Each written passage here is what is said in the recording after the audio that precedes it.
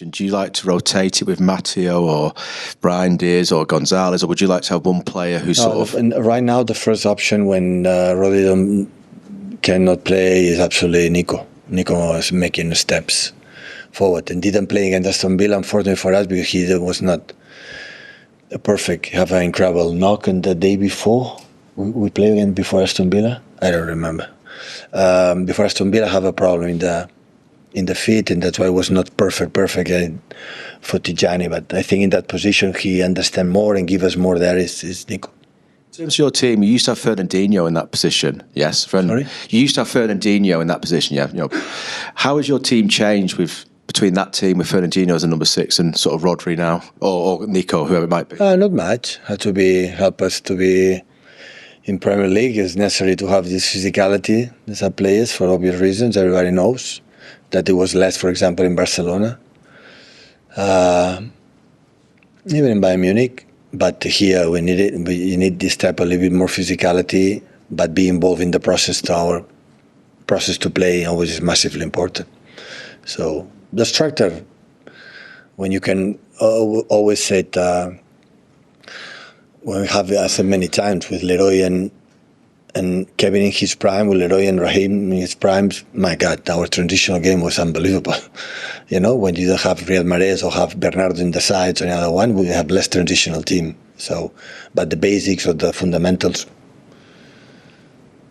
people ask, have to change. I don't have to change anything. I'm more convinced than anything that what we have done in the past, we can still do it. It's just apply better. So this is what they have to do. Pep, you yourself have pointed to one problem you perceive, which is a lack of goals from the rest of the team other than Erling. Is this something you're actively attacking, and how long can Erling carry that load? Yeah, he's doing it quite well at the moment. Well, we have an alternative like Sansi. I would not let him play, and the one is going to score a goal because he's not playing. This is the alternative you have to find. No, definitely we have to. The numbers of the people up front have to be better. They know it. We talk about that. So at the end, it's numbers. But I think I have players to ability to score goals. Omar have it. Rayan, Cherki, I think have this talent to feel do it.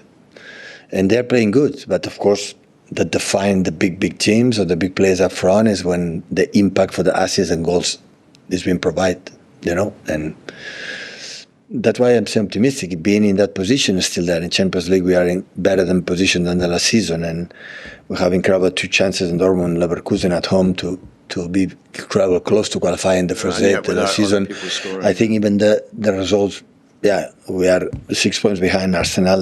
Looks like unstoppable right now because they play fantastic. They don't concede goals, and they are so solid. They can score from many different situations, positions, and many players.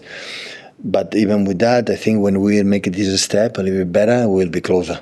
We'll be closer. We'll be in that game time more tighter. We'll be able to win. And there's no sign whatsoever of Erling growing tired of the responsibility. In fact, he seems to be thriving on it. I think he's not tired to score goals. I think he's tired. Yeah, sometimes maybe when you play a lot of games, maybe that happens. Fancy didn't play, he's fresh, and when he will be tired, he will tell me. When we believe we can, before maybe in the beginning, now we couldn't do it. Omar was injured, but I can play with a false 9 with Rayan Cherki, for example. I think in that position, Rayan should fit perfectly. So, like I said, when we have all the team, we can play in different shapes and different ways to play it. Sometimes depending on the opponent. Hi, Pep. You mentioned Nico Gonzalez there. I think you've spoken a couple of times about how you find him a really coachable individual. Just how sort of high do you see his ceiling as he progresses further into his career? He'll be better. When you are coachable, not just for me, I'm talking for his mates, when his mates talking, or Rodri talk a lot with him, or Pep talk to him, or whatever. When you are coachable, you will be a better player. So, at the end, until the last day you are a football player, always you can improve. You are open-minded, and there are players they are. And Nico's the perfect example. The other ones, the idea is, but how are you going to tell me, But it's one of the personalities. It's fine, It's in that players that I speak less.